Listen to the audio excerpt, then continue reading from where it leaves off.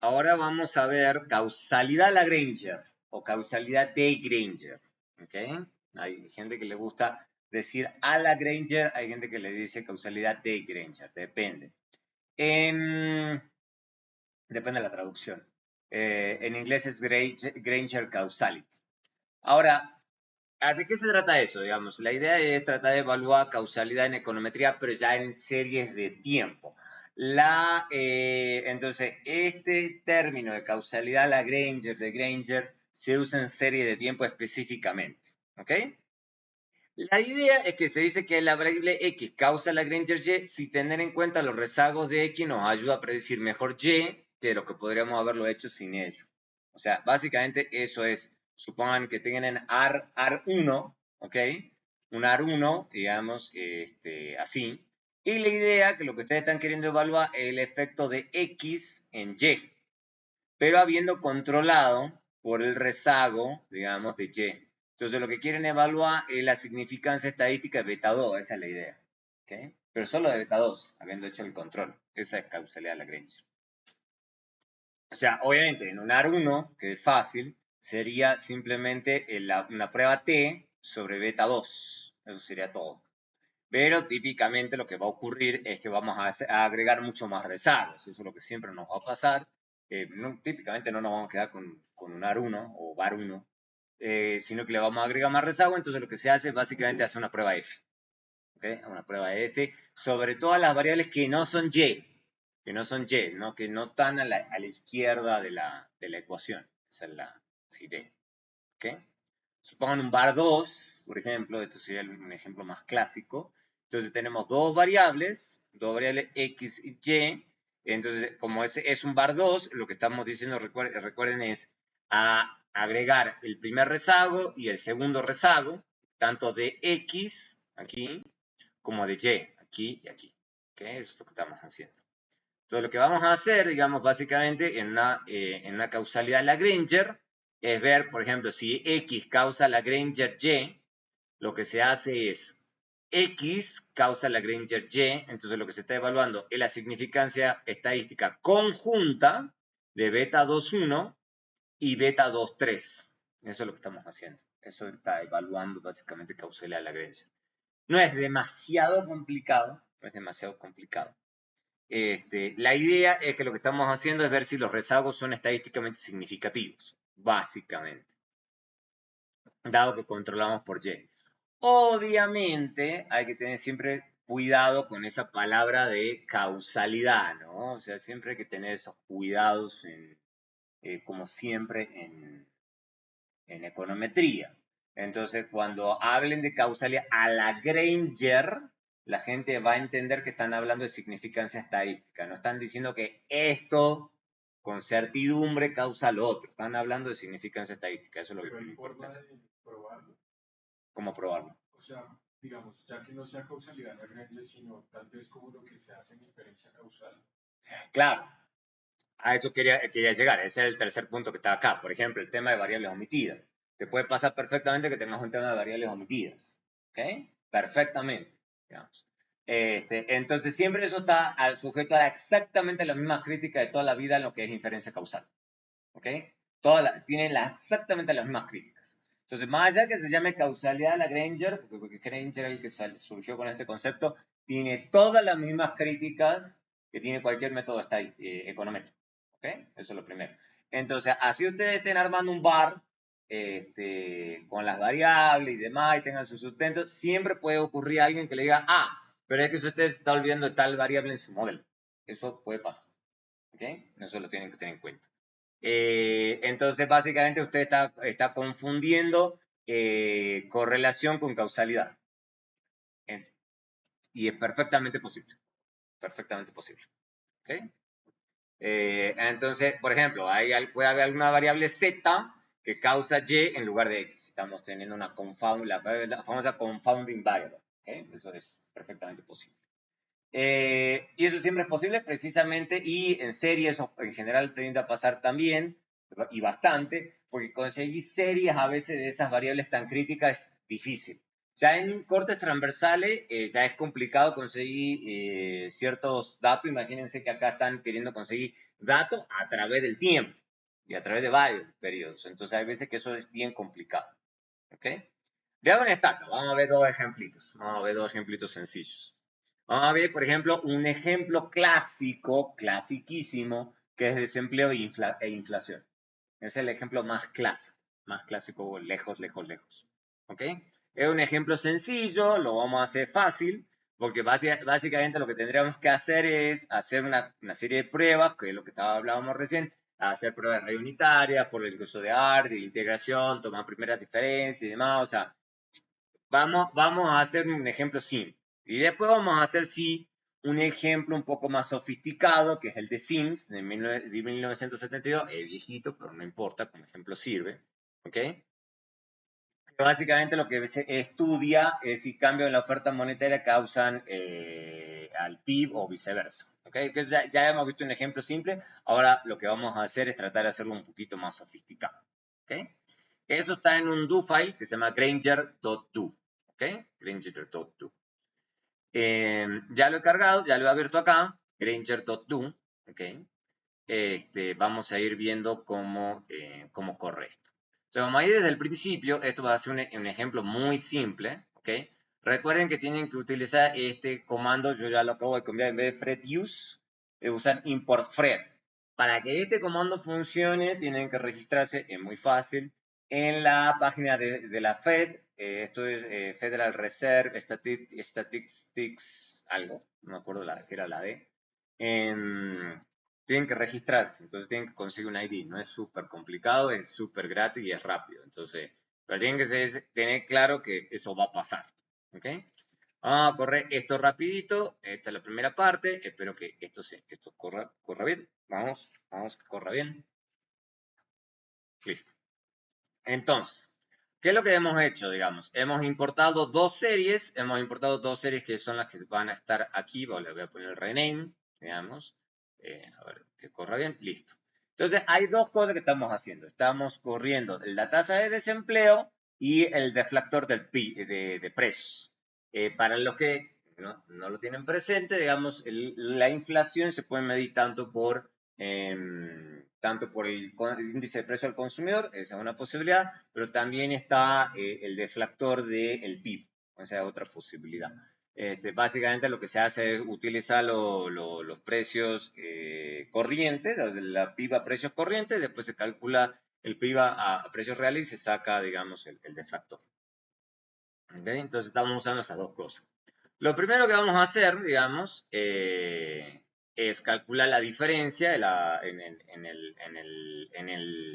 el deflactor, porque eso es como el índice del precio al consumidor. Lo que necesitamos es la diferencia de logaritmos para sacar la inflación. ¿Okay? Que eso es lo que realmente nos importa. Entonces, esta variable, inflation rate, es lo que realmente nos interesa. Y lo que vamos a hacer es correr rápidamente este bar, ¿ok? Este bar. Y estamos corriendo un bar relativamente fácil. Estamos poniendo inflación y desempleo. Eso está acá arriba, ¿ok? Y lo que estamos haciendo es con dos rezagos. Es un bar 2x2. Dos variables, dos rezagos. Eso es lo que estamos haciendo. Entonces lo que nos interesa es, habiendo controlado entonces por los rezagos de la inflación, ¿ok? O sea, supongo que lo que nos interesa es el desempleo sobre la inflación, si hay alguna conexión. Recuerden que esto se llama curva, o sea, para los que todavía no se olvidaron un poquito de macro, sí, esto principalmente se ve en macro, que es la famosa curva de Phillips, ¿ok? Y hay muchas versiones de la curva de Phillips. Esta es una versión, digamos, de esa famosa curva de Phillips. Que lo que dice la curva de Phillips es que hay una relación entre inflación y desempleo. ¿Ok? Y es lo que permanentemente tiene en la cabeza la gente de los bancos centrales, donde saben que el costo de estar controlando la inflación es enfriar la economía y subir el desempleo y viceversa. ¿Ok? Relajar la política inflacionaria puede resultar en menor desempleo, pero la inflación se puede salir de control. ¿Ok? Eso, ese es un buen punto, digamos. Entonces, lo que me están diciendo es el gran inconveniente, digamos. O sea, número uno. O sea, lo que uno está leyéndolo acá, digamos, es la correlación. Básicamente uno lo lee a esto simplemente como una correlación.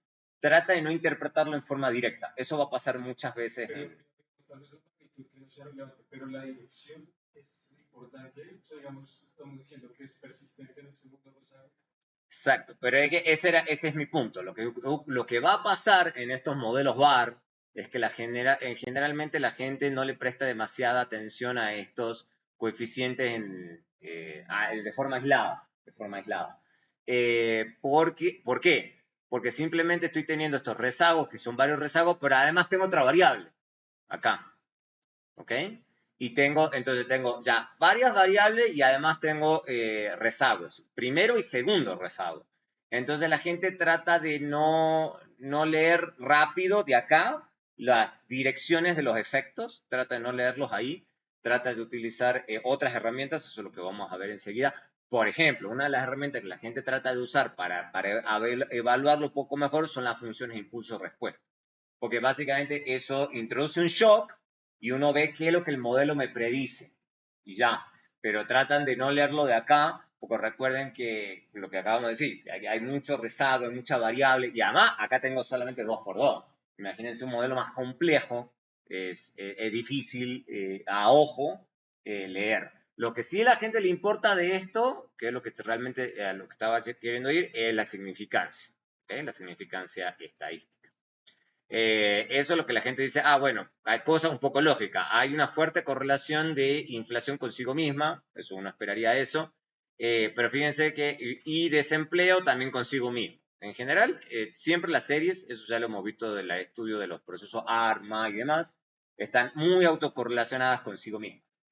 La pregunta real que nos hacemos, es sobre si la otra variable que es de nuestro interés tiene en correlación parcial, digamos, leído sin pensar en causalidad para no generar problemas, tiene efecto. Y acá aparentemente si hay alguna suerte de que el desempleo parece tener algún impacto estadísticamente significativo en la inflación. Eso es lo que me está diciendo acá. Eso parece en principio, dada los pivalios que estoy obteniendo. En cambio, veamos que la inflación aparentemente no. Aparentemente la inflación en el desempleo no parece que haya evidencia estadísticamente significativa. ¿Okay? Aparentemente. Ahora, la gente, de nuevo, no lo lee así tan pelado. O sea, lo que la gente va un pasito más, ¿ok? Que es lo que tengo acá, y lo que hace es hacer una prueba de significancia conjunta. Es lo que habíamos visto en econometría 1. Que lo que decíamos es, no, mire, es que yo sé que desempleo y desempleo rezagado seguramente van a tener, o sea, T-1 y T-2 seguramente tengan una alta correlación. Entonces, como que los T no les termino de confiar. Entonces, la gente hace típicamente un test de significancia conjunta, que es una prueba phi cuadrado. Esa prueba phi cuadrado me sigue dando, pero fíjense que ahora no es tan fuerte como lo que había visto recién. Es ahí, por lo que se ve con ese pi-value, que es lo que uno dice en ese escenario. Es fuertemente significativo, significativo o marginalmente significativo. Marginalmente significativo. ¿Ok? Eso es lo que uno diría. Entonces, hay alguna evidencia, pero es marginalmente significativo. Alguna evidencia. Y también puedo hacer lo mismo respecto de la prueba de inflación sobre desempleo. Esto es desempleo sobre inflación, que es como está armado acá, y esto es inflación sobre desempleo. Y fíjense que sí me da estadísticamente significativo acá. Entonces es interesante, porque fíjense que las conclusiones cambian un poco respecto a las pruebas T que acababa de hacer. ¿Ok? Entonces hay que tener cuidado. Siempre en estos escenarios, la gente hace pruebas de significancia conjunta. Obviamente, la gente de Stata le trata de hacer la vida fácil a uno, y en vez de tener que uno correr esto, porque recuerden que estamos corriendo un modelo de 2x2, es simple, pero esto se puede complicar rápidamente. Entonces la gente de Stata se armó un comando que se llama varGranger, que me hace esto en un solo comando. Me hace todo eso que acabo de hacer en un solo comando. ¿Ok? Entonces, básicamente me está diciendo la significancia de desempleo sobre inflación y la significancia de inflación sobre desempleo. O sea, porque esto es lo que estoy excluyendo de la regresión. Entonces, me está en esa dirección la causalidad. ¿Okay? Y en ambos casos, aparentemente, estadísticamente significativo. Pero volvemos a lo mismo. Esto nunca son conclusiones definitivas. No estamos diciendo causalidad así de forma como uno creería. Uno es la prueba de Granger porque Granger le puso ese nombre, pero en realidad todo esto es cuestión estadística, correlación. Entonces, ojo con interpretar de forma esto causal. ¿Okay? Ojo, mucho, mucho ojo. Mucho, mucho ojo. ¿Okay?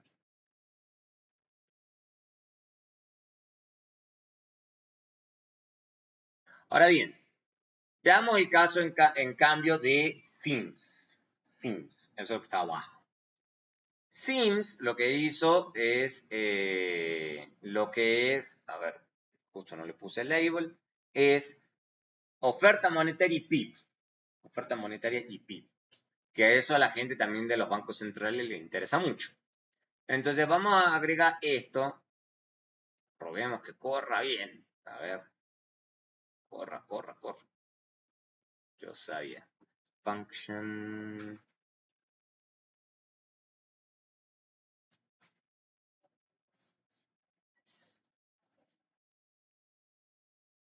Acá. Listo.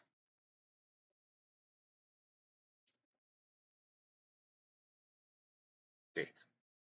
Entonces lo otro que hago es generar las variables estas de forma trimestral. No es súper difícil. Lo genero todo en forma trimestral. Crecimiento trimestral y demás. Y genero las variables, logs. Todo va a correr perfecto. Entonces, fijémonos antes de correr esto. Antes de correr esto. Hagamos una línea. Esto siempre me parece interesante. Hacer esto. No, con logaritmos. GMB. Line. No, time. Ahí es interesante que tengo el tiempo. ¿Ok? Y parece ahí que hay algún grado de correlación de efecto, pero no estoy muy seguro. Fíjense que acá van en paralelo.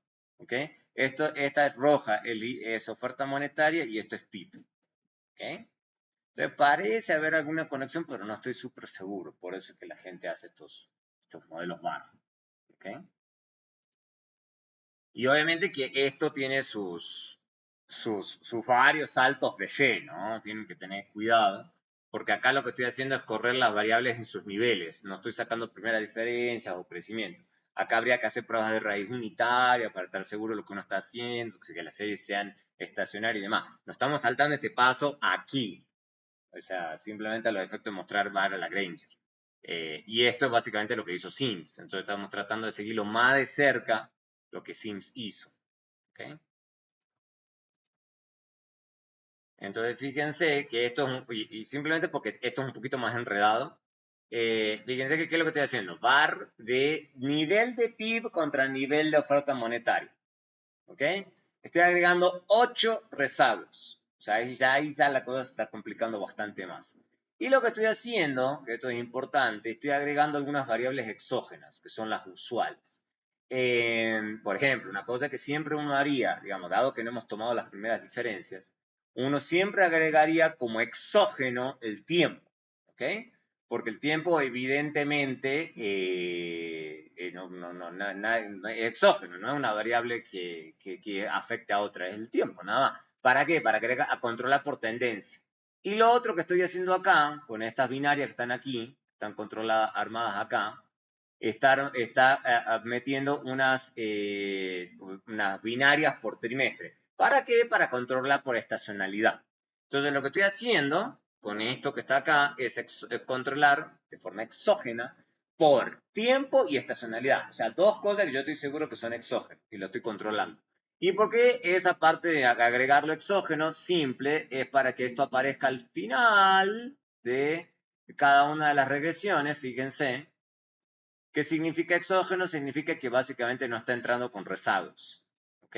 Y eso sí tiene sentido. O sea, básicamente es un bar 2x2, controlando por tendencia y controlando por estacionalidad. ¿Eso es lo súper correcto hacer? No lo sé. Yo creo que modernamente la gente no compraría esto, pero es un paper de allá del 72, así que ténganle piedad al autor, que es un poquito viejo.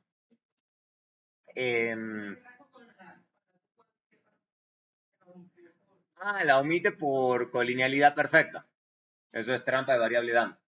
O sea, recuerda que estás agregando 4 trimestres, o sea, solamente podés 3 binarios, exacto. 3 binarios.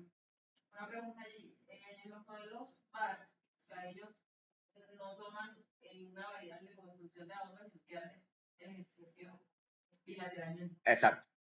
O sea, es lo que se diría agnóstico respecto de la relación de causalidad.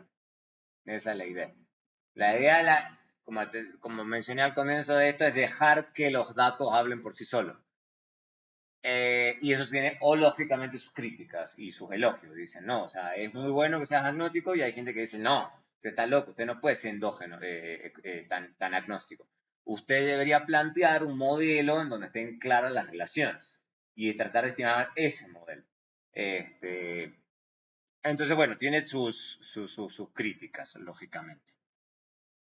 Y en este caso, cuando los estados, por ejemplo, el uno tiene una relación negativa, o al menos presenta ahí negativo y el otro positivo, o sea, ¿qué se puede incluir de ese cambio de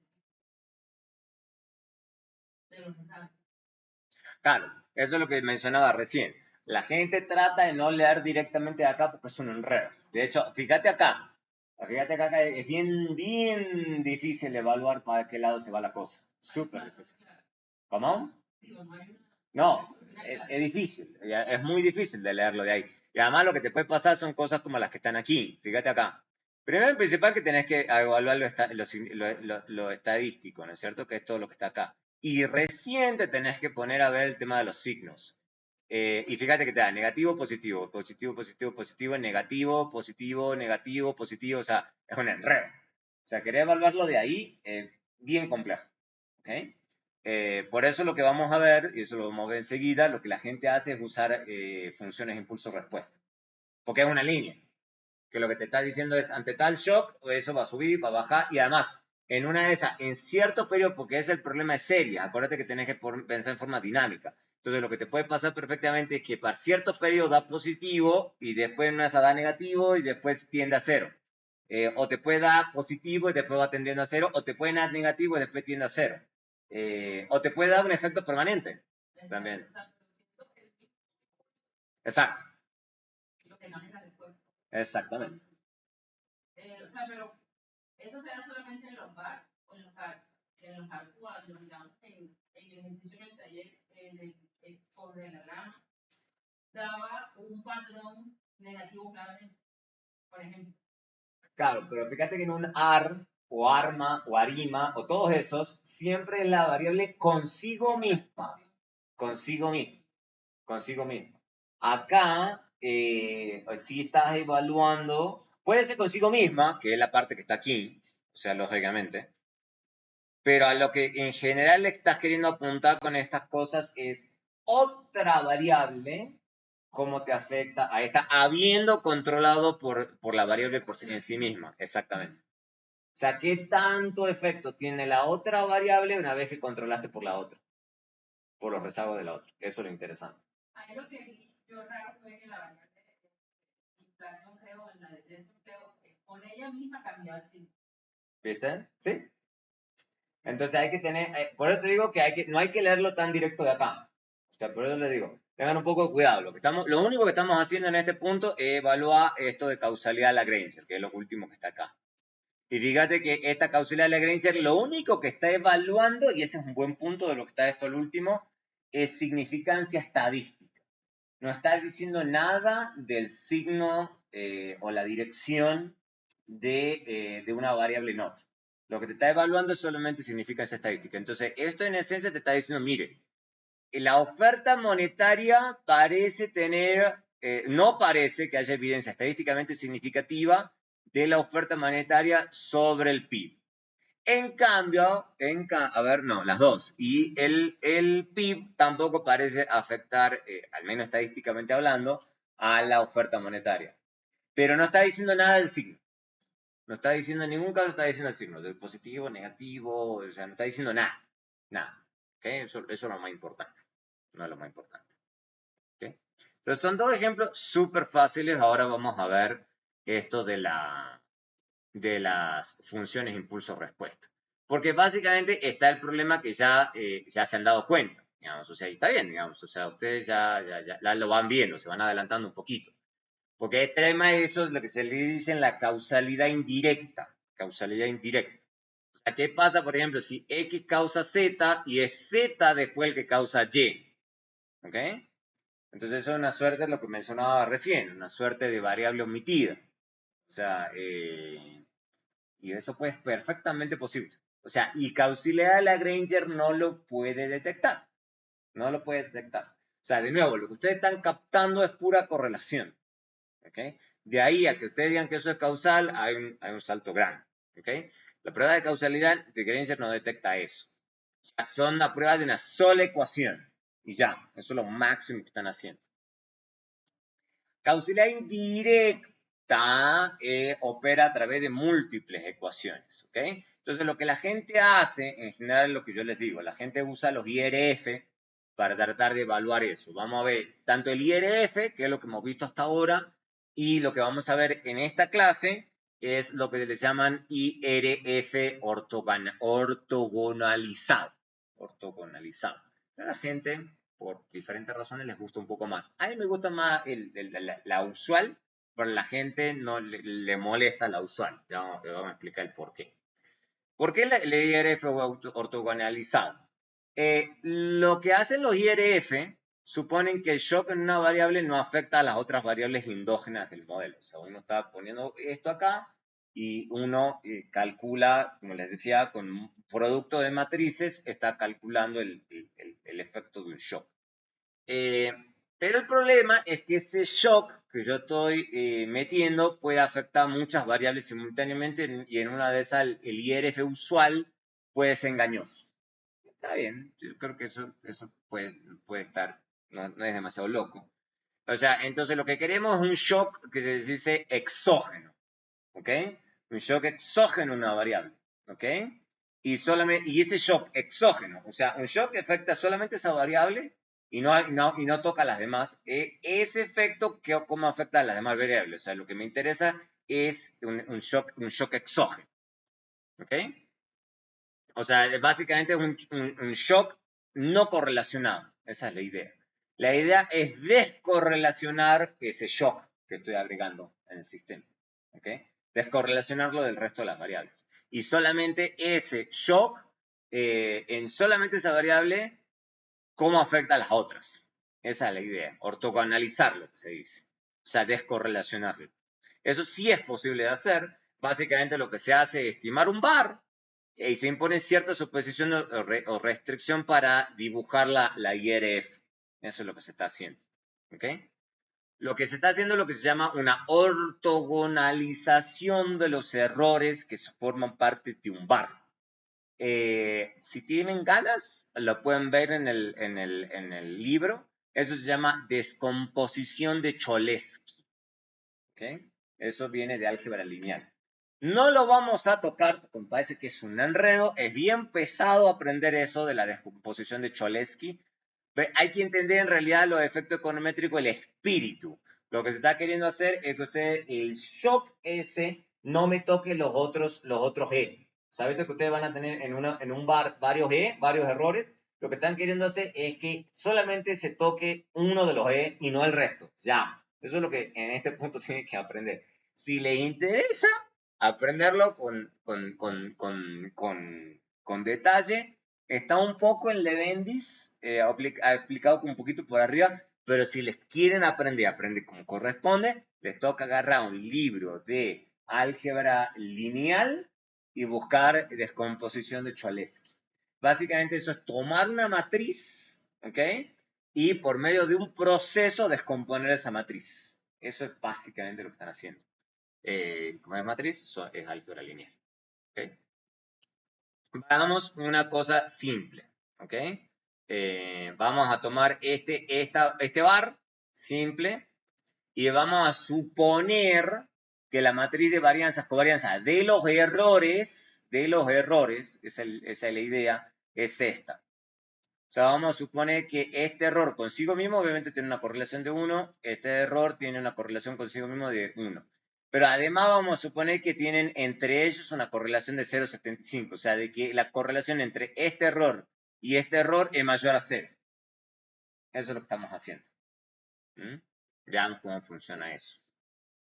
Es lo que está abajo, lo que está aquí. De hecho está con 0,9, que creo que es una exageración. Le voy a poner 0,75.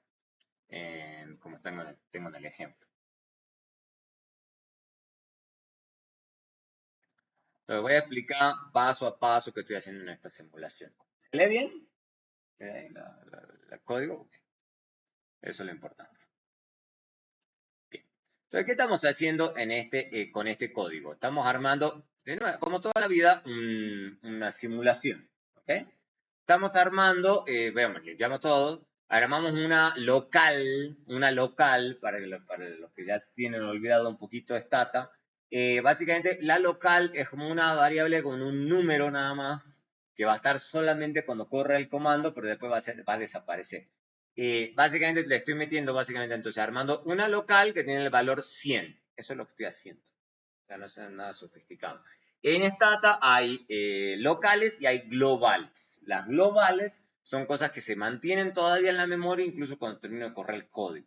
Las locales, cuando termine de correr el código, se borran de la memoria. Esa es la diferencia entre locales y globales. Es un tema de programación. A la persona que le parece que ha aprendido programación, eso le parece un chiste. Un juego de niños. Entonces, ¿qué es lo que estamos haciendo? Estamos fijando las observaciones en 100 observaciones. Eso es lo que estamos haciendo. Podríamos fijarlo en lo que nosotros quisiéramos, pero lo vamos a hacer con 100 observaciones. Después vamos a armar una variable tiempo, que sea básicamente el número de la observación menos 1. Eso no tiene mucho misterio. Y vamos a armar una variable de tiempo. O sea, entonces estamos armando hasta aquí, para que quede claro, una serie de tiempo. Voy a mostrarles que se estoy generando. Básicamente es esto. Estoy generando 0, 1, 2, 3, 4, 5, o sea, hasta 99 porque estoy empezando en 0. ¿Okay? Mi tiempo inicial es 0. Entonces, básicamente estoy generando una variable que va a ser mi variable que voy a usar para el tiempo. Eso es todo, no es súper complicado lo que estoy armando aquí. La segunda parte es la que es un poquito más enredada. Lo que estoy generando, y recuerden que hemos hecho simulaciones antes, por eso los talleres son importantes y hay que hacerlos a conciencia. ¿Okay? Recuerden que esto viene de econometría 1, ya habíamos hecho cosas como esta, que habíamos armado variables, pero variables que no las queríamos generar de forma independiente, queríamos que tuviesen algún grado de correlación entre ellas. ¿Se acuerdan o no se acuerdan? ¿Okay? ¿Se acuerdan que en vez de armarla de forma independiente decíamos no? Queremos que, por ejemplo, que sí tengan media 0, 0, pero que sí tengan una cierta covarianza. Y lo que estamos diciéndoles es que la covarianza está dado por esta variable, por esta matriz. Y la podemos cambiar, podemos jugar con esa matriz claramente. ¿Okay? Entonces, básicamente lo único que voy a hacer acá es correr esto y estoy corriendo los términos de error. ¿Okay? Y simplemente a los efectos que se vea que está bien generada, fíjense, yo estoy armando sum epsilon. Y fíjense que tiene la característica que yo le dije al comando, ¿no? Cercano a 0 la media, ¿ok? Desviación estándar aproximadamente 1, cada uno. Pero la gran diferencia que tiene respecto a que si yo lo hubiera generado de forma independiente,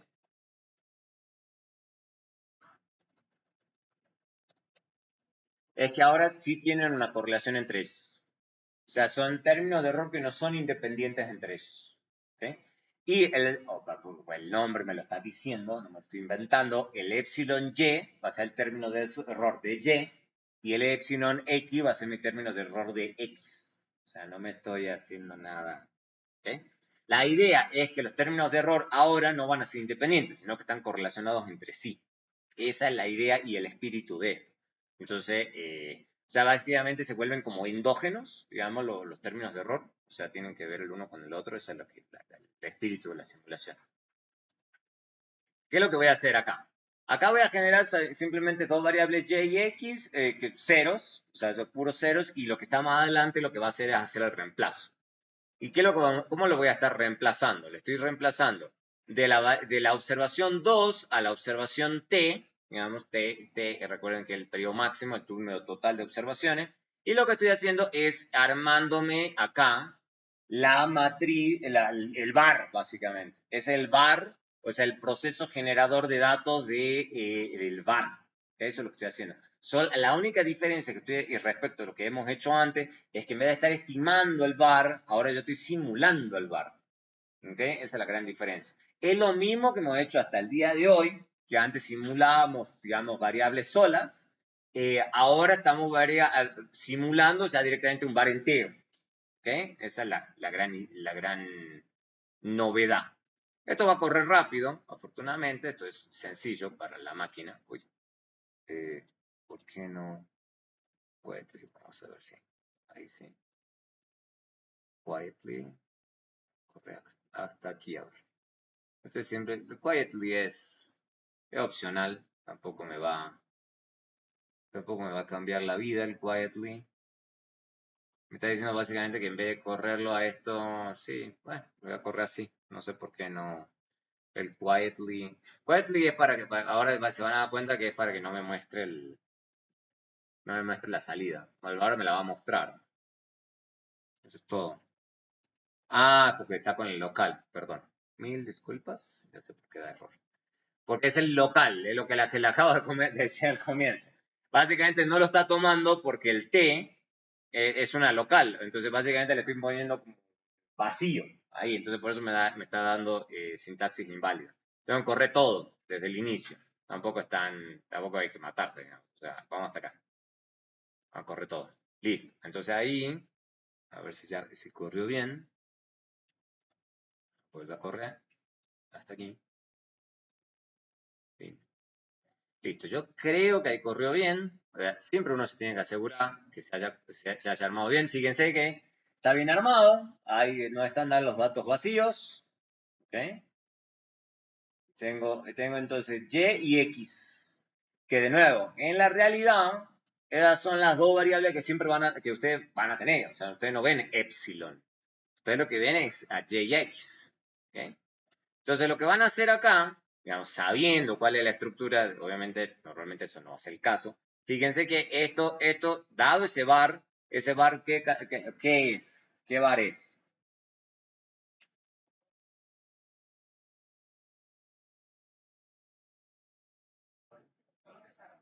Con solo rezago. ¿Pero cuántas variables tiene? Dos. Entonces, es un var de dos variables, un rezago. Dos variables, un rezago. Exacto, siempre. Eso es siempre el caso. Eso es siempre el caso. Sí, sí, sí. Entonces, vamos a correr ese var. Ese var. Y este es un ejercicio interesante porque fíjense que dado que acabo de hacer toda la simulación, obviamente con todos los pasos que acabamos de hacer, no fijemos los coeficientes del var, no lo vamos a interpretar. Estamos queriendo ver que el var que hemos estimado se parezca a lo que hemos generado en los datos. ¿Se parece o no? Digamos el primer beta. ¿El primer beta se parece a lo que hemos simulado o no? Exacto, nunca va a ser. Es muy cercano, exactamente, esa es la idea. El segundo,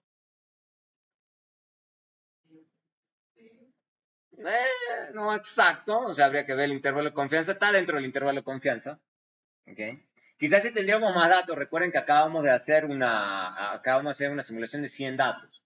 Quizás si tuviésemos más datos sería más preciso, pero por lo menos sí parece estar funcionando bien la simulación. Veamos este acá, tampoco se parece tanto y tampoco se parece tanto este. Entonces, bueno, hay que tomarlo con un poquito de pinzas. Pero estoy seguro que en el intervalo de confianza debe andar. El intervalo de confianza, que es lo que típicamente uno ve, más o menos si está ahí adentro. ¿Ok?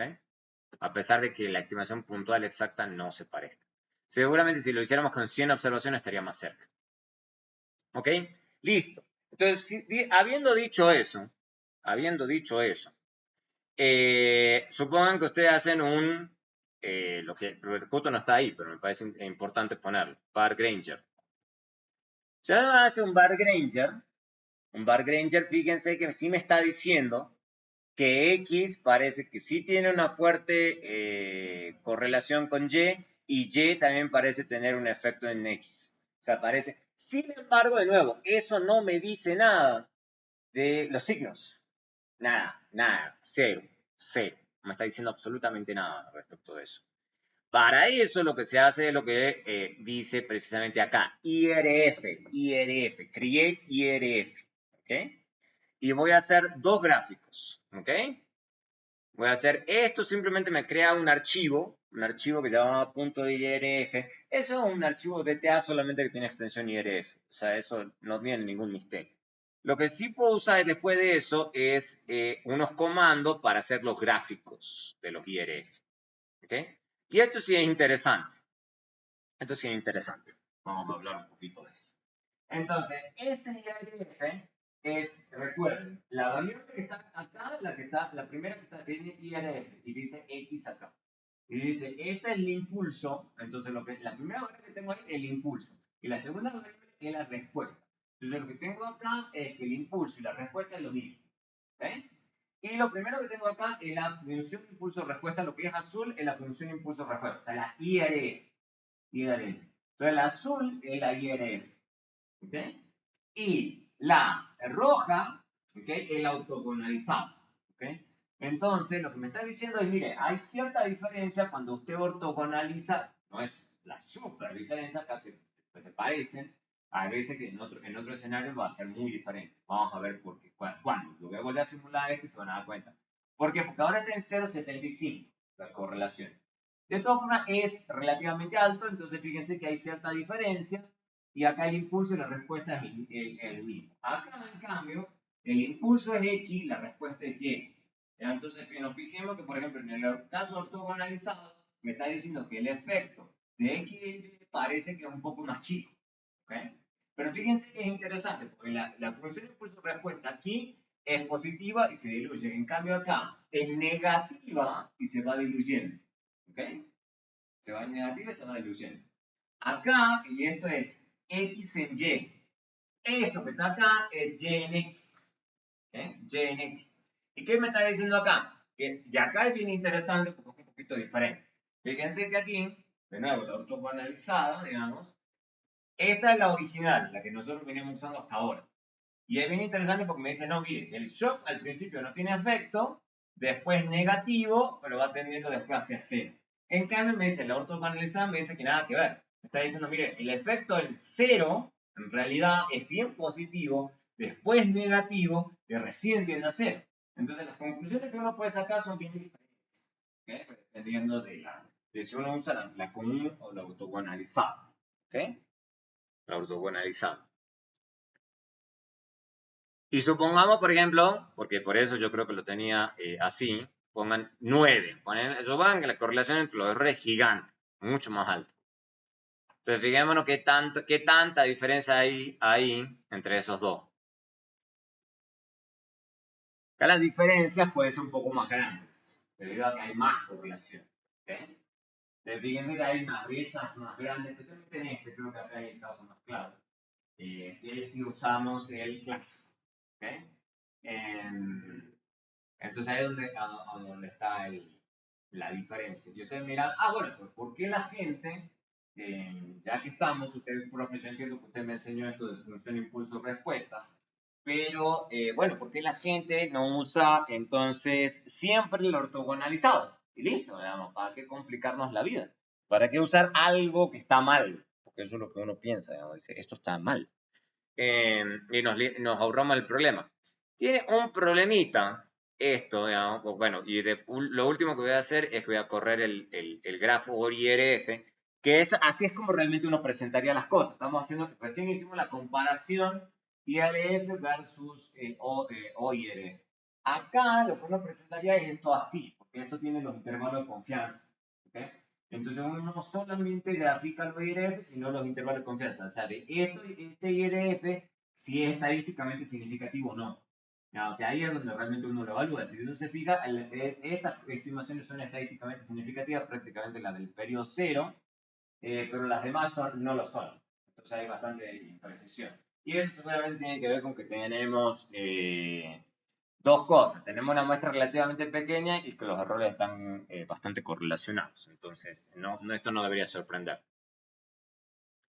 Ahora, lo siguiente que tengo la advertencia ahí en el código es que el orden importa en el OIRF. O sea, si ustedes ponen, como acabamos de hacer acá, YX, y ustedes corren el IRF, el OIRF supone que es el orden de las variables. Correcto. Donde la variable más endógena viene a ser Y y la menos endógena es X. Esa es la idea. Es un enredo. En cambio, ustedes pueden cambiar ese orden y ponerlo YX primero y Y después. Y eso sí es importante en el OIRF. Para el IRF clásico eso da igual. ¿Ok? Si quieren aprender por qué, eso les toca aprender en la descomposición de Cholesky. Resulta que en la descomposición de Cholesky, esa descomposición cambia de acuerdo al orden en que uno está poniendo las variables, a cómo está organizada la matriz. ¿Okay? Entonces, esa es la razón. Veamos rápidamente, veamos qué tanta diferencia hay. Lo voy a correr acá. Fíjense que lo que estoy haciendo acá, estoy corriendo el comando, 10 pasos para adelante, y lo estoy fijándome con el set A. ¿Ok? Set A. Y después acá le estoy cambiando el orden. Eso es lo que estoy haciendo. Lo voy a correr desde 0, porque si no, esto no le va a gustar a Stata, especialmente por la local. Y voy a mostrarles cómo se ve cada OIRF según el orden. Eso va a ser el último ejercicio que vamos a hacer. Recorremos desde acá. Esto que está ahí ya lo hemos visto. ¿Por qué no? Set A. Acá está.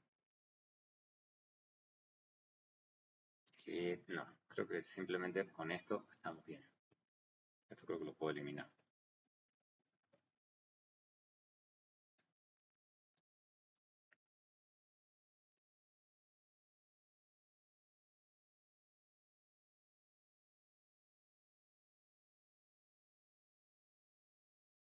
Entonces fíjense que acá las funciones impulso-respuesta son las mismas porque es Y en X y acá ya también, o sea, el impulso y la respuesta son las mismas, que es lo que está allá arriba.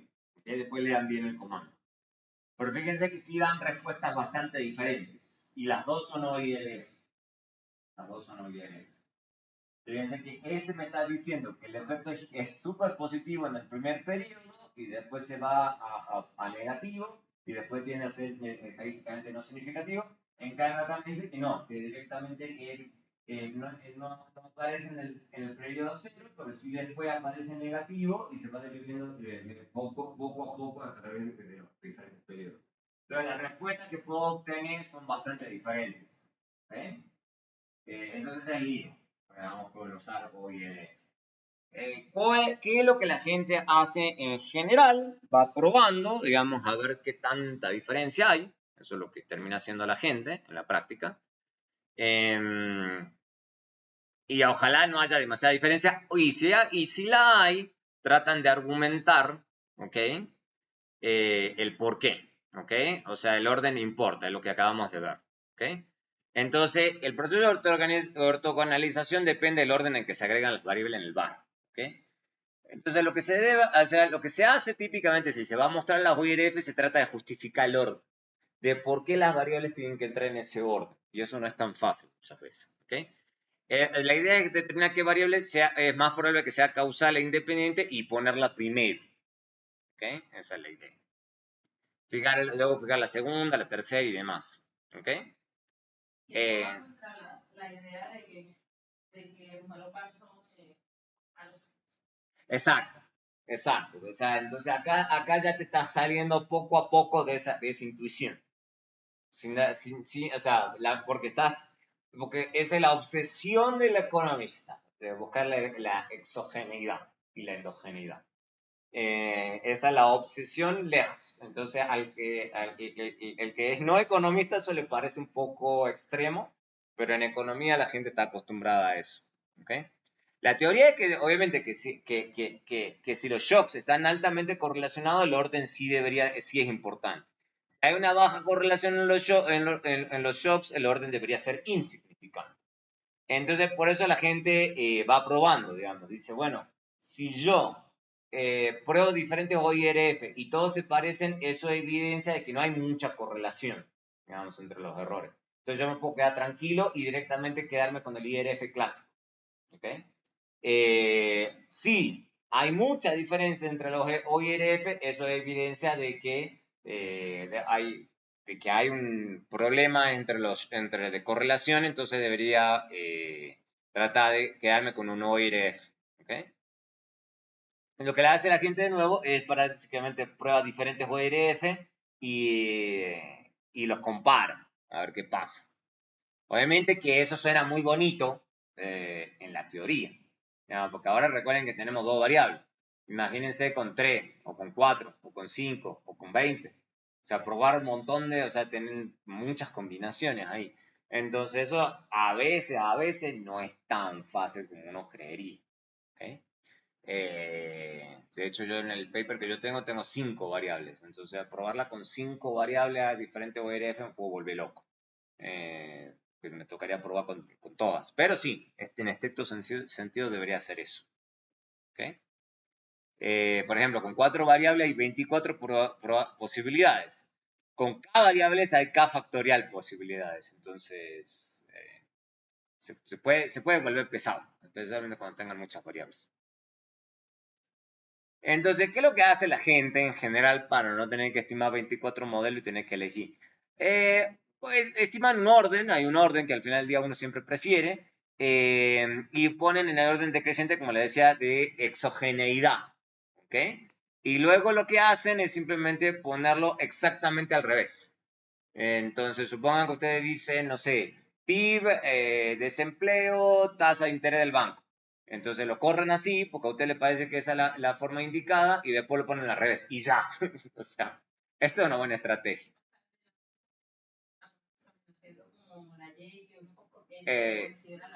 Exacto. Sí. Sí, y suponete que esa sea tu deseo, le puedes decir, bueno, lo pongo exactamente al revés y ya. Sí, yo creo que no está mal, esa idea. Como lo pongo, o sea, si esa intuición es correcta o incorrecta. Si esa intuición de uno al menos es correcta y dice, yo lo doy vuelta y no tiene nada que ver, yo creo que es buena señal de que todo marche sobre ruedas. Ya si hay mucho cambio, ahí sí te toca elegir. Y ahí la teoría económica nos da esa. Exacto, por eso es que la gente critica o no, son aportes, depende de cómo uno lo vea.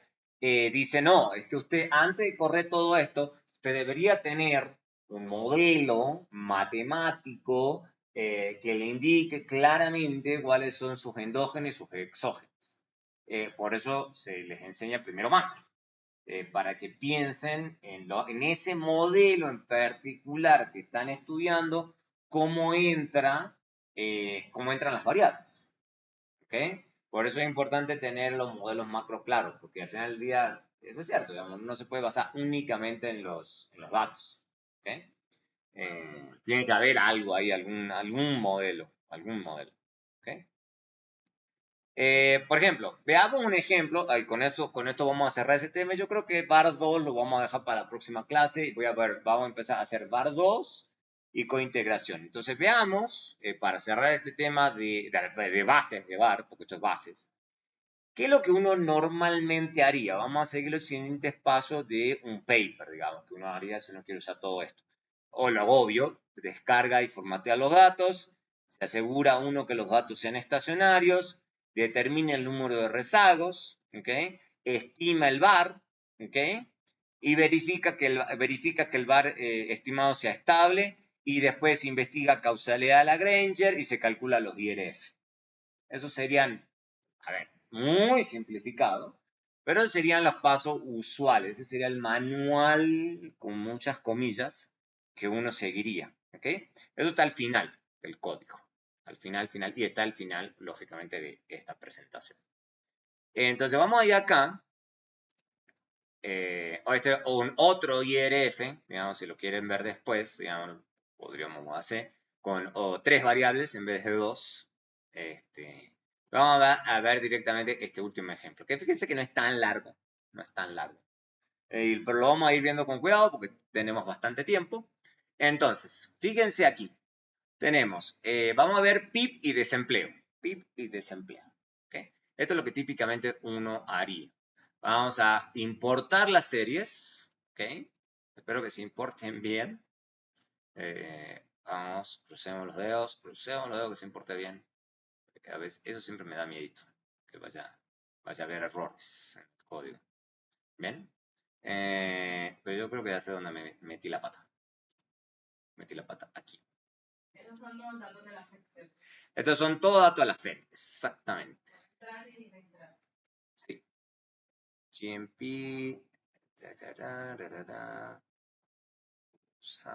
Sí, sí, está bien. Sí, esto toca registrarse y sacar el ID. Es súper fácil. O sea, uno entra y es. Uno pone help import Fred y ahí hasta uno le mandan el código, por las dudas. Help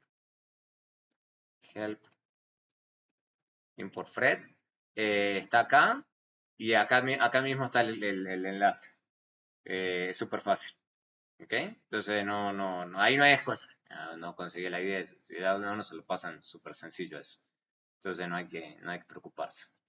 Listo. Entonces, pero sí o sí hay que hacerlo, sí, porque si no, no funciona el comando. Eso es importante. Eso es importante. Pero le toca hacerlo, eso lo hace uno una sola vez. ¿Ok? Bueno, y acá está. Eso es lo que a mí siempre me gusta, hacer líneas de tiempo en estas cosas. Veamos acá. De hecho, creo que está un poco raro. Porque lo que yo... Ah, no, claro, paga, esto está en niveles. Esto está en niveles. Entonces, este es el PIB real. Claro, esa es la pandemia. Esa es la pandemia, exactamente. De hecho, ahora todas las series de PIB de todo el planeta tienen ese piquito, ¡uii! O sea, sí, pegó en todo el planeta esta cosa. Ah, exactamente, digamos, sí, o sea, la gente lo hace en logs. Sí. Este es la tasa de crecimiento y esta es el desempleo. Lo que podríamos hacer es tasa de crecimiento del PIB. Esto es el PIB. Entonces, claro, se ve, esto creo que es puro dato de Estados Unidos. Pero fíjense que el PIB sí va más alrededor de cero, en general un poquito positivo, eso es lo bueno de Estados Unidos. Y obviamente este es la pandemia. Esto que se ve al final de la pandemia. O sea, el hundimiento gigante, pero después el rebote gigante. ¿Ok?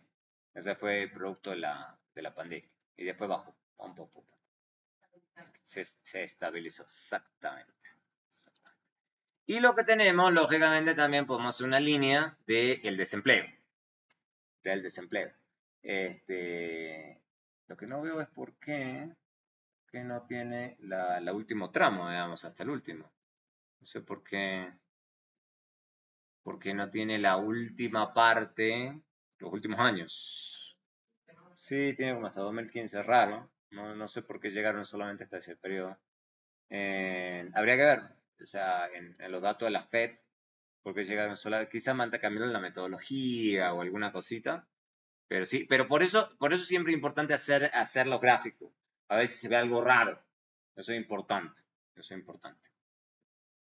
Y bueno, acá vamos a hacer, me parece interesante, yo creo que eso lo tenía de antes, digamos, acá tengo el KPPS, Bueno, pero va de hacer KPPS, yo sí agregaría acá, para que tengamos de Fuller. Vamos a verlos a varios de las pruebas de red unitaria. Claro, para que creo que es KPPS porque es lo que está en un paper. Pero a mí sí me gustaría mostrarles las diferentes pruebas de red unitaria. Entonces tenemos dfuller, tengo dfuller, help dfuller. de Fuller y tenemos help df GLS. Todo esto, ¿ok? Entonces vamos a hacer con diferentes pruebas, pues, que eso está bueno. Entonces supongamos que uno haga la prueba y lo vamos a hacer con el PIB, pero antes de pasarnos al crecimiento del PIB, a mí me parece que está bueno hacerlo con D Fuller, así, con la variable en nivel. Eso sería lo usual. Ahí estamos haciendo el Dickey Fuller, sencillito, ni siquiera aumentado ni nada. Y es caminata aleatoria sin deriva. Y lo que nos está diciendo es que la probabilidad de no rechazar la caminata aleatoria es altísima. ¿Ok? Entonces hay una alta probabilidad. Y eso es lo típico, ¿no? Eso es lo típico, que típicamente nos pasa que la serie, en su nivel, digamos, es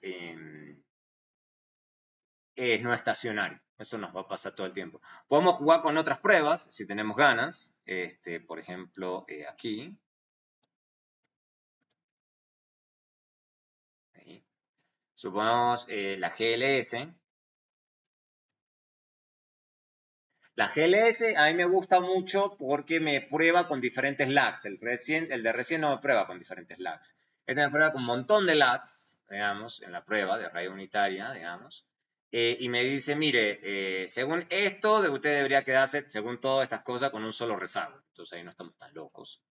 Y básicamente lo que me está diciendo es, mire, el estadístico de prueba da por debajo de todo esto, entonces usted con un rezago, bueno, incluso con cualquiera de los otros, si se fijan, da bastante bajo en todos los casos.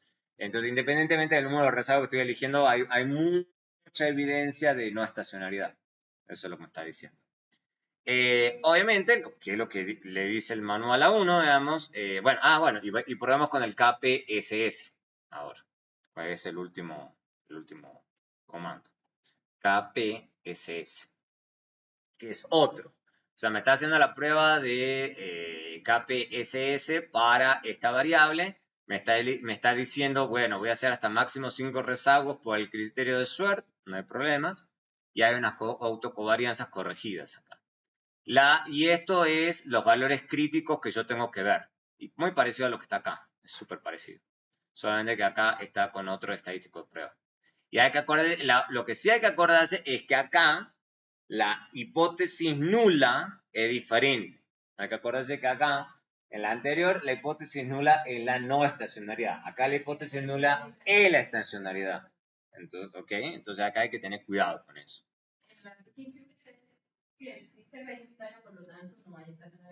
Claro, que si no la rechazo, no tengo suficiente evidencia para no rechazar la hipótesis. Acá es al revés. Acá es que la hipótesis nula es que sea estacionario.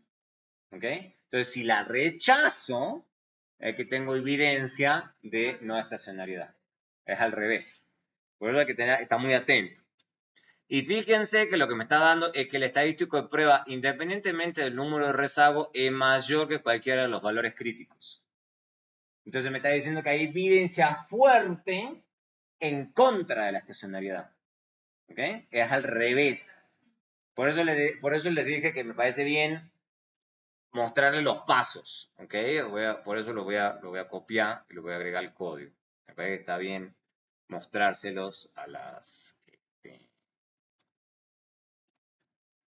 mostrarse cómo uno va cambiando según la prueba de hipótesis. ¿Ok? Según la prueba de hipótesis que uno está haciendo. Y ahora sí, ahora sí hagamos, por ejemplo, y acá sí están los KPPS, porque no lo voy a hacer para todas las variables. Acá esto ya es la primera diferencia, es la tasa de crecimiento. Y también estoy haciendo un KPPS. Fíjense que acá, en cambio, también eligió el máximo por el criterio de Schwartz, y estos son los estadísticos de prueba. ¿Okay? Y fíjense que acá, en cambio, los estadísticos de prueba sí me están dando relativamente pequeños, especialmente a ese rechaza. Fíjense que acá me está dando niveles de significancia 10, 5, 2.5, 1. Yo no sé por qué puede estar el 2.5, parece que ya es demasiado. Con 10, 5 y 1 no está bien. Fíjense que, pero sí me está diciendo que está ahí entre esos valores, incluso sin rezagos, supongamos con más rezagos, más o menos en general sí me está dando que se puede, a ver, que no se puede, más o menos, depende del nivel de significancia que estoy eligiendo. Que no se, porque acá está justo, por ejemplo, supongamos el quinto, está justo en el medio. ¿Ok? Me digo. ¿Ok? Esta es la razón por la que la gente utiliza una batería de pruebas. ¿Ok? Supongamos que uno haga lo mismo. La primera diferencia, este crecimiento del PIB.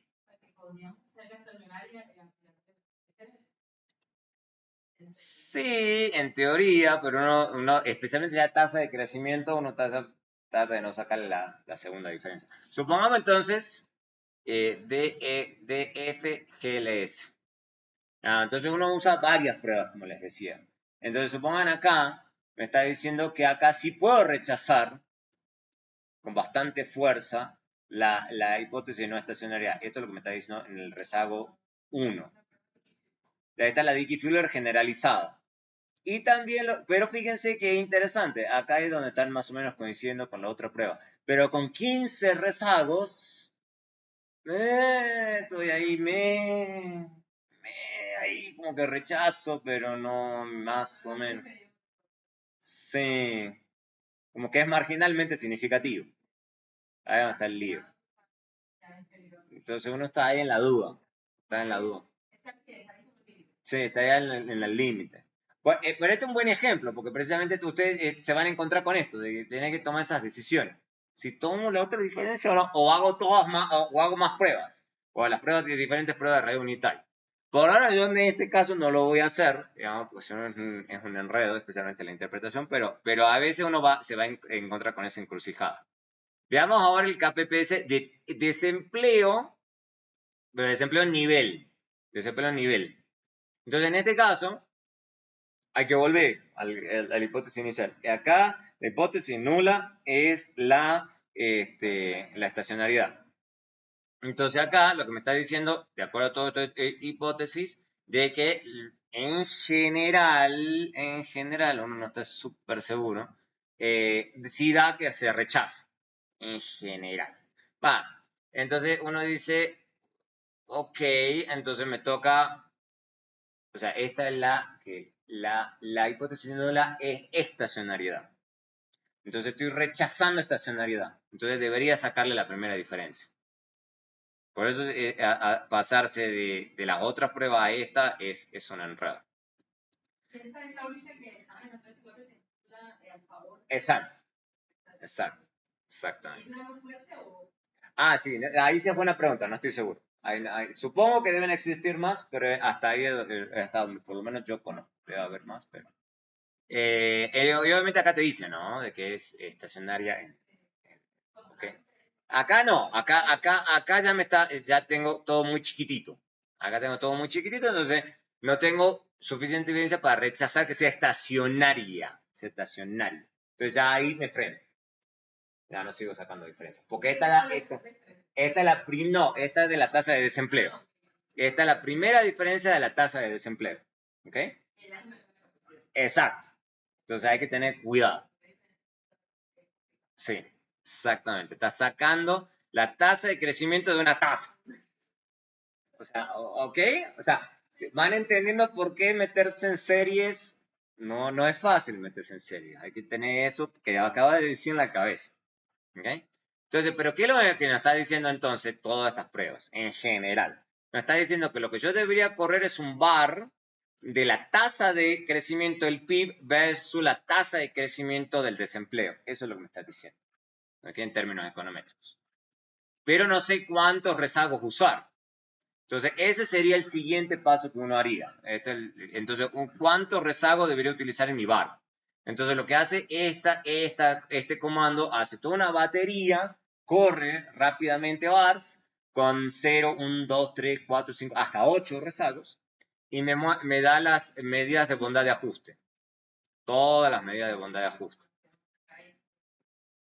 Entonces, fíjense que acá también este es un buen ejemplo, porque miren, este me está diciendo, o usted debería elegir uno, perdón, o 2 u 8. Exacto, está raro. Exacto, es un poco raro. Y eso es lo usual. Usualmente las pruebas no le indican a uno esto es sí o sí lo que usted debería hacer. No vamos a inclinar por 2, porque lo que la mayoría de los criterios de información me están indicando. Pero es simplemente a los efectos del ejemplo. En la práctica, sí, exacto. Pero, de nuevo, o sea, estamos tomando esa decisión en este momento, pero ustedes en la práctica podrían tener que tomar decisiones un poco diferentes. ¿Okay? Vamos a hacer ahora acá el bar. Vemos que nos da el bar. Digamos, fíjense que de nuevo, esto es la tasa de crecimiento del PIB, dos rezagos del PIB, dos rezagos del desempleo. Aparentemente hay cierta correlación, digamos, ahí entre el desempleo y el PIB, que eso sí tiene sentido. Así como también parece que hay una relación entre el PIB y en el desempleo, en el cambio en la tasa del desempleo. En ambos casos parece que es bidireccional la cosa, pero sigamos viendo antes de sacar conclusiones. Casi yo no me acuerdo qué es lo que hacía este.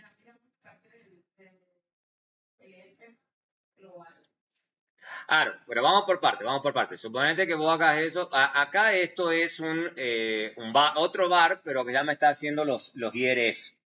Esto me está haciendo los IRF. Y es bien interesante, digamos, fíjense. Porque me está mostrando acá, recuerden, este es el impulso y el otro es la respuesta. Entonces, el impulso es el desempleo y la respuesta es el PIB. Y acá es bien interesante porque me está diciendo, miren, si el desempleo, o sea, hay un shock en el desempleo, digamos, el PIB cae. Eso es lo que más o menos uno esperaría. El PIB cae y después se sube y ya después hay un rebote hacia cero. Pero básicamente me está diciendo, miren, en el periodo tema 1, usted va a tener caída del PIB. Ya vamos a hacer el shock en el positivo. Claro, el impulso, claro, acá fíjate que de nuevo hay que leer lo que está abajo. Acá abajo dice, impulso es la que está acá, la que está a la izquierda, y la respuesta es la que está a la derecha. Entonces acá el impulso es el desempleo, la respuesta es el PIB. Y acá es al revés. El impulso es el PIB y la respuesta es el desempleo. Y recuerden que acá siempre está suponiendo, y uno lo puede cambiar, no importa, que el shock es positivo. Entonces acá lo que está diciendo, si el shock al PIB es positivo, me está diciendo, que es muy chiquitito, casi no se ve ahí que hay una caída en el desempleo y después se vuelve a subir. De nuevo, ambas cosas más o menos son razonables. ¿Okay? Eso es lo interesante del ejemplo. ¿Okay? Eso es lo interesante del ejemplo. Otra cosa que uno tiene que hacer, lógicamente, yo me estoy adelantando porque ya hice el IRF, pero no importa, es fijarme que el modelo sea estable. Y fíjense que hay interesante, porque básicamente el modelo me está diciendo que está dentro del círculo unitario claramente. Entonces el modelo que estoy prediciendo sí es estable. ¿Eh? Exacto. Exacto. No las raíces, esas son las distancias. Las raíces están acá. Perdón. Estos son los eigenvalores. Y lo que estoy mostrando en ese círculo son los módulos. ¿Ok? Los módulos. Y todos esos módulos, recuerden, tienen que ser menores a 1 para que estén dentro del círculo. Eso es lo importante. Veamos el siguiente paso. El siguiente paso es Bar-Granger. Bar-Granger que estoy seguro que me tiene que dar lo que yo hubiese esperado desde el inicio. Pero siempre uno tiene que hacer todos estos pasos. Ver Bar-Granger, ver estabilidad, ver los IRF. Uno tiene que hacer todos esos pasos. Prueba de rayo unitaria, tiene que hacer todo eso. Una preguntita los módulos son distintos a las raíces en este caso porque hay una parte compleja y hay una parte Exactamente, sí. Cuando es real todo sí como lo mismo. Sí, ahí te da igual. Sí, exacto. Ahí no vas a tener líos. Sí. Te da todo real. Ahí básicamente estás sobre una recta acá, sobre la recta real. Es la parte imaginaria lo que hace que tengas que calcular la hipotenusa.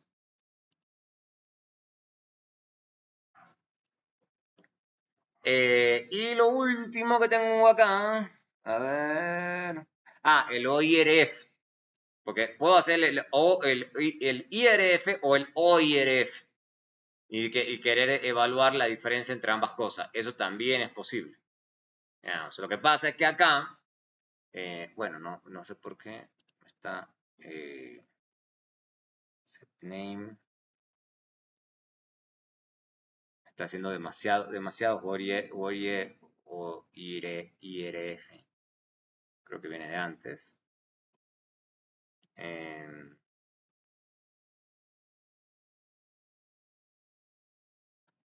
Creo que es por lo que yo puse acá. No quiero ver tanto su IRF, no sé por qué lo está. Creo que está tomando el OIRF del modelo anterior que estimé. Bueno, pero tomamos este, que en realidad eso es lo que me importa, la última parte, porque no me explico bien. Entonces, esta, fíjense, esto es función impulso-respuesta y esta la ortogonalizada. Entonces, sí me está diciendo, y fíjense que se ve bastante diferente, digamos, de acuerdo a si es ortogonalizado o no ortogonalizado. Bueno, en la misma, en esta sí se parecen, estas dos sí se parecen bastante. Entonces ahí es donde hay veces que a uno le surgen alguna duda. Pero especialmente a uno no le importa tanto estas dos, que están de los extremos, porque son sobre sí mismas. Lo que a uno le importa es esto. Y acá sí puede haber alguna diferencia. Fíjense que lo que me está prediciendo, la IRF normal es un menor efecto, mientras que en esta, digamos, la ortogonalizada me está diciendo que no, es un efectito, pero es mucho más chico. Entonces ahí es un lío. Ahí lo que uno debería hacer seguramente es cambiar el orden y fijarse qué tanto le cambia a uno la historia. Pero hay como que de impulso-respuesta en la ortogonalizada sí me está diciendo que hay alguna diferencia. Pero esta es toda la batería de cosas que uno haría. Es como para que tengan una idea. Y haríamos más cosas. O sea, no solamente esto. No solamente los efectos del ejemplo. ¿Ok? Y listo. Entonces llegamos hasta aquí en cuanto a IRF. Vamos a seguir, obviamente, vamos a ver unas cositas más complejas de barras estructurales. Vamos a ver la próxima clase. Y si terminamos con eso, empezamos, creo, no vamos a ver todo, porque es un tema largo, el tema de cointegración de series. El taller es solo de bar. ¿Okay? Entonces sí deberían ser capaces de hacerlo. Creo que bar estructural, nada más, ya hay un ejercicio de bar estructural, que no es súper difícil. Pero con esto tienen, para rato, para largo rato.